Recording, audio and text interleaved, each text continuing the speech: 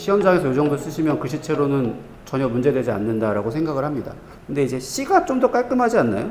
C 같은 경우에는 저는 글씨체 10점 만점 드리겠습니다. 왜냐하면 너무 알아보기가 좋고 글씨가 커요. 근데 사실 B도 잘 썼어요.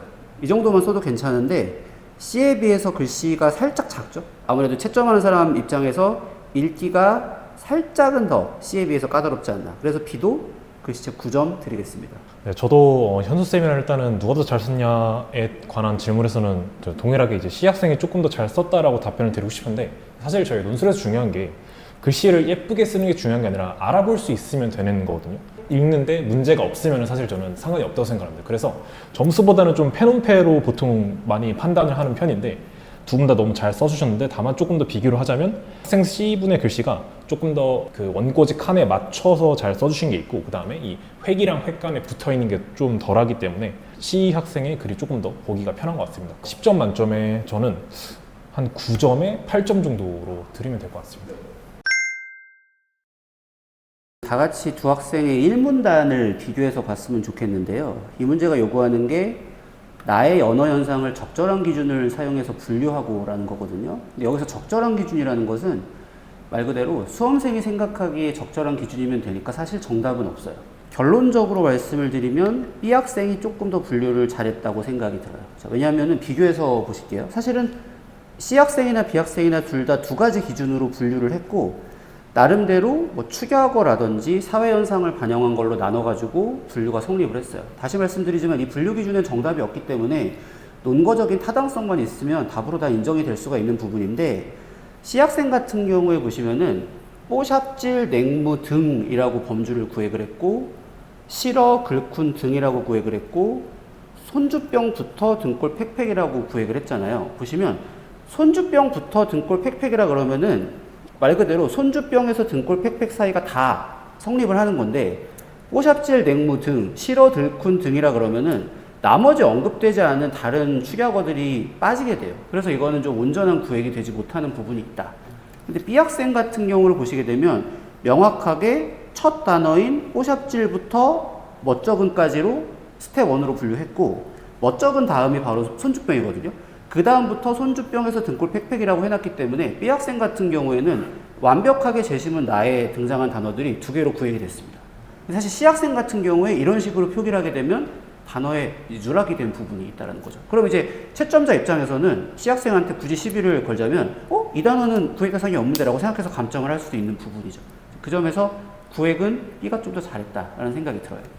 그리고 C 학생 답안에서 추가적으로 지적을 해주시고 싶은 부분이 이 문단인데, 언어 현상을 적절한 기준으로 분류하고 가다시1과 가다시2를 사용해서 평가하는 거거든요. 가다시1과 가다시2는 다른 지문이고요. 그래서 먼저 B 학생부터 보면 가다시1을 가지고 평가한 문단이랑 가다시2를 가지고 평가한 문단이 구분이 돼 있어요. 그리고 구분하는 게 맞아요. 왜냐면 가다시1과 가다시2가 다른 지문이기 때문에. 근데 C 학생 같은 경우에 보시면 가다시1을 사용해서 평가한 거랑 가다시2를 사용해서 평가한 게 거의 한 800자 정도가 문단이 구분 안 되고 통으로 되어 있죠.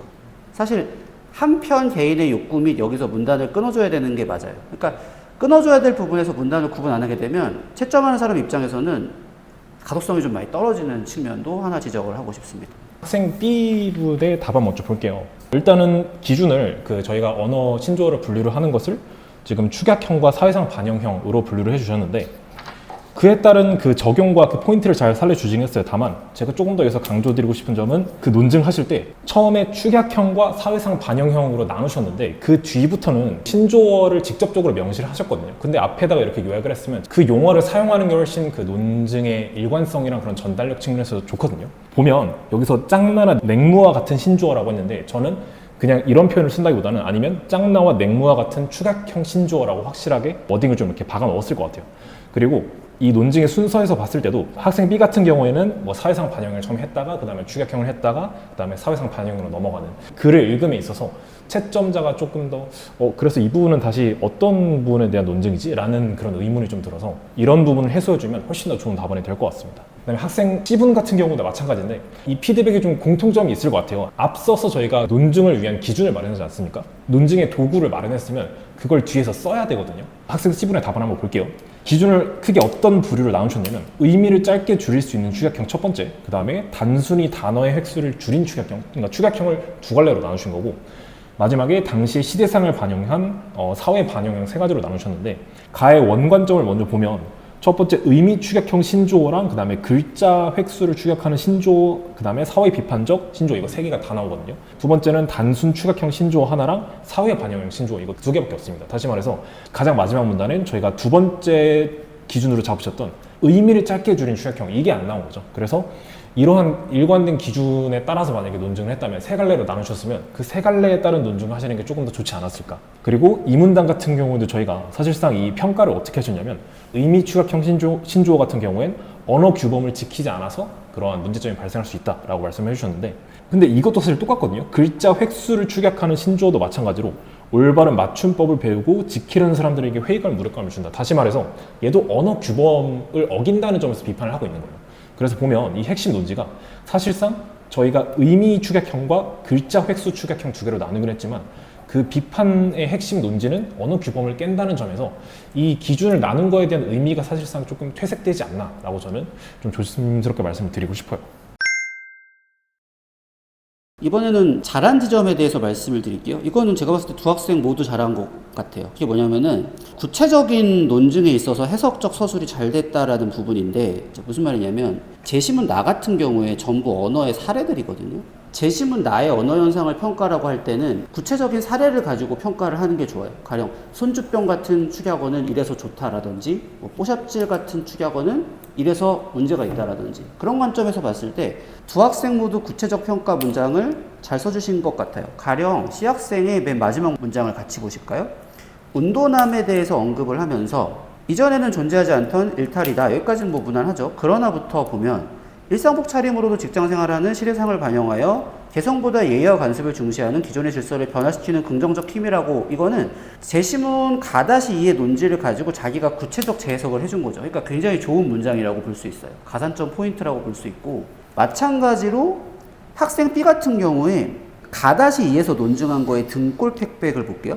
뭐라고 썼냐면 등골 팩백과 같은 신조어의 사용을 억압하게 되면 언어가 경직화되어 사회적 비판의 순기능이 사라지고 사회적 성찰의 계기를 없애버린다. 이것도 마찬가지로 가다시2의 논지를 등골 팩백에 적용을 해서 해석적 서술을 한 거예요.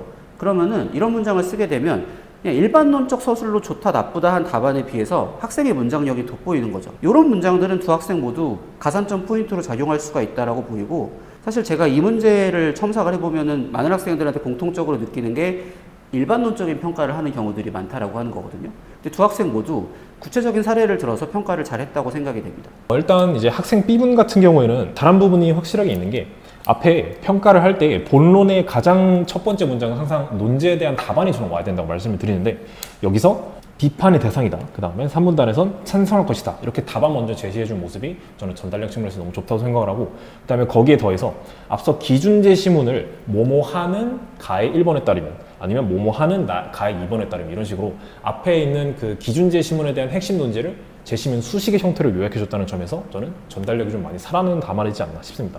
반면 이거를 조금 더 이어가지고 앞서 말한 그 기준에 대해서 명시하는 그 핵심 기준에 대한 워딩을 본론부에 넣어줬으면 저는 훨씬 더 완벽했을 것 같아요. 학생 C분 같은 경우는 순서에 따라서 논증을 해준 모습이 채점자 입장에서는 예측할 수 있는 글의 흐름이잖아요.